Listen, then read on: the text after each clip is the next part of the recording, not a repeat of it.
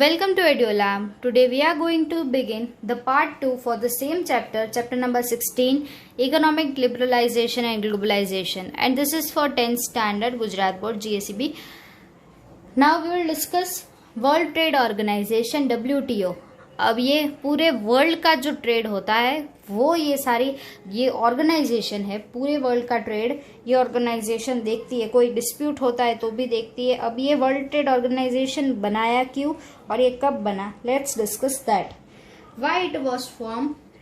It was formed to solve the problems, to solve the disputes that were arised. अब कोई rules and regulation बनाने हैं world trade के लिए तो एक कंट्री का अपना रूल होता है, ये बात सही है, राइट, फॉर द ट्रेड. लेकिन अगर कुछ डिस्प्यूट ज़्यादा बड़ा हो गया then what happens, World Trade Organization takes part actively in the thing. Now this World Trade Organization was established on 1st of January 1995. World Trade Organization बना कब, 1st January 1995 में बना, and by the member nations of United States. अब जो United Nations, अब जो United Nations है UN और उसके जो मेंबर्स हैं उन्होंने ये मिल के बनाया. और ये कब बनाया, 1st of January 1995 में. एंड इसका जो हेड क्वार्टर है WTO का, it is located in Geneva and it is in Switzerland. Geneva Switzerland में इसका हेड क्वार्टर है, इसका मेन ऑफिस है WTO का. Now let's talk about the objective. अब ये वर्ल्ड ट्रेड ऑर्गेनाइजेशन तो बना दिया, लेकिन अब ये काम क्या करेगा, किसके लिए बनाया, let's discuss that. To remove obstacles influencing global trade. अब ग्लोबल ट्रेड, लिबरलाइजेशन, प्राइवेटाइजेशन ये सब हो गया. हमारे कंट्री में ये 1991 में हुआ, लेकिन दूसरे countries were following this things, right.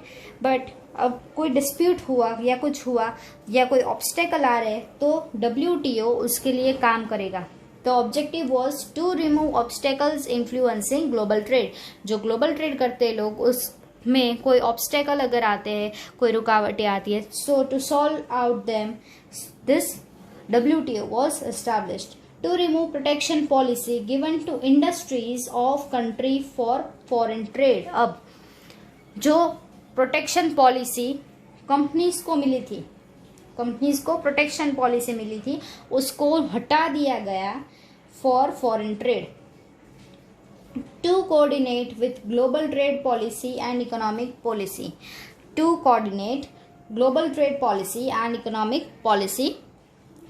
Then to solve the trade related disputes arising in the world. अब देखो इतने सारे कंट्रीज है, they are working together, they are trading with one another, so obviously it is very obvious thing that disputes will arise, right. So उसको solve करने के लिए कहाँ पे जाएंगे लोग, ऐसे नहीं कि छोटे छोटे disputes, for the big disputes that happen between the two nation with the view of we can say trade, right. तो लोग कहाँ पे जाएंगे, to the WTO. So this were all the objectives. अब फंक्शंस, ये इसके फंक्शंस कौन से, let's discuss it. To set up a required structure for implementation of agreement related to multinational trade and agreement related to it. अब जो multinational trade होता है उसको ये थोड़ा वी कैन से इसको आगे करेगा उसके लिए. Then World Trade Organization plays a vital role for debate and negotiations for multinational trade. Again जो वर्ल्ड ट्रेड ऑर्गेनाइजेशन है ये एक मेन रोल किसके लिए प्ले करेगा, जो नेगोशिएशन फॉर मल्टीनेशनल ट्रेड होते हैं. मल्टीनेशनल ट्रेड पे बहुत सारी डिबेट्स होती है, whether it should be done और not and why it should be done, who will be included. This all things are set up by WTO. Then different nations follow their own national policy. It observes them and suggests required improvements. अब जितने भी countries है वो अपना अपना खुद का rule and regulation निकालते, रूल एंड रेगुलेशन निकालते किसके लिए, फॉर द इंटरनेशनल ट्रेड. लेकिन इफ दैट रूल और regulation is not fit for the country, it is not fit for the company, then WTO can suggest और also it observes the whole thing and it can suggest the better measures that the company or else the country can take so that the business is in profit. So this was the role of WTO. Now what is its impact on Indian economy? WTO setup हुआ तो Indian economy पे उसका क्या असर हुआ, let's discuss it. India is a member of WTO organization. जब से WTO बनाई 1995 इंडिया उसका मेंबर है। So what will be the impact of WTO organization, हम उसके मेंबर है, so we can discuss the impact of WTO। The next thing that we have is sustainable development. अब ये सस्टेनेबल डेवलपमेंट होता क्या है, लेट्स डिस्कस। अब ये सस्टेनेबल डेवलपमेंट होता क्या है? Sustainable development means using the things, we need to use the things, we will use the things, but how we will use the thing depends on us. अब चीज़ को ऐसे use करना है कि वो फ्यूचर जनरेशन के लिए हम उसको स्टोर कर सके और हम उसको ख़त्म ना कर दे। The uses must be done. हम सब यूज करते हैं बहुत सारी चीज़ें, राइट, बट थोड़ी लिमिट में यूज करना। This thing is known as sustainable development for the future generation to meet their own needs. अब हमारे पास ये सारी चीजें हैं and if we will use down all the things then what will happen कि फ्यूचर जनरेशन के लिए कुछ बचेगा नहीं। So how they will meet their own needs. So the sustainable development concept is very important over here. So this is all in the whole paragraph, right? Then moving on towards the next, that is conservation and prevention of natural resources.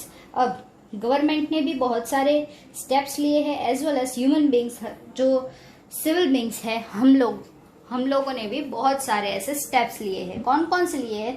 The renewable and non renewable resources जो है उनको हमने अलग किया. फिर जो renewable resources है we can renew down, we can recycle down, right. तो हम उसको रिसाइकल करके यूज कर सकते हैं. लेकिन the resources which are non renewable, जो हम रिन्यू नहीं कर सकते उसको, like coal, petroleum and minerals, अब वो ऐसे नॉन रिन्यूएबल रिसोर्सेज को हमको यूज करना है तो हमें कैसे यूज करना होगा, थोड़ा सोच समझ के, कि वो कहीं एक्सटिंक्ट ना हो जाए for the future generation, for the coming generation. The second point is industrial location should be decided on the basis of lesser transportation cost. अब जहाँ पे मैन्युफैक्चर होता है, जहाँ पे हमको माल पहुँचाना है, सामान पहुँचाना है, so the industrial location, the setup of industry must be there in such a area where there is lesser transportation cost. Why transportation cost? Because to achieve eco-friendly environment. अगर वो सारी चीज़ें नज़दीक रहेगा then what will happen? Because of transportation what happens, बहुत सारे vehicles होते, they pollute the environment because of the gases, they release, right. And also what happens, they use diesel and petrol. तो यहाँ पे भी दो नुकसान हो रहे हैं हमको. So ऐसी जगह पे सेटअप करो अपने जो फैक्ट्री है या फिर कुछ भी इंडस्ट्री है उसको ऐसी जगह पे सेटअप करो from where the transportation is easily available and a lesser transportation करना पड़े हमको ऐसी जगह पे. The third point is those resources which we can use is more than one way should be utilize in different ways such as different irrigation system. अब बहुत सारी चीजें हमारे पास ऐसी है जो हम पूरे ऐसे यूज कर देते, लेकिन we as a human being हमारे पास ये स्किल है कि हम एक ही चीज़ को मल्टीपल टाइम हमें कैसे यूज़ करें एंड रिन्यू कैसे करें, ये भी हमको ढूंढना है. एंड ऑल्सो अगर यूज़ करते हैं तो एक ही चीज़ का दो तीन टाइप से बेसिकली कैसे यूज़ करें. This is the third point.